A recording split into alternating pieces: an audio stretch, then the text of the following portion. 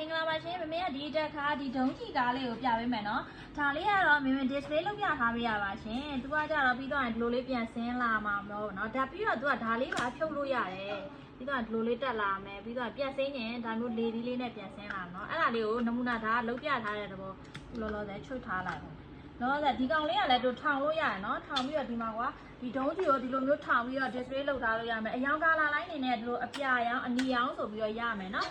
ပြီးတော့သူကအတန်နဲ့မီးတွေလည်းပါမှာဒီလိုမျိုးပြီးတော့သူကခေါင်းကြီးကလည်းတကားကဖွင့်လို့ရသေးရဲ့နော်တွေ့လားအရင်မိုက်တယ်နော်ဘိန်းရတယ်မဲ့တော်တော်များသွားမယ်နော်ဒီမှာ2 4 6 8 10ဘိန်းတောင်ပါရနော်သူကတွဲရလည်းအရှိကြီးပဲစိုက်ရတယ်မဲ့သူက2ပေလောက်ကိုရှိပါရနော်သူကအယောင်ကာလာလေးရလည်းအရင်မိုက်ရနော်ဒီမှာကြည့်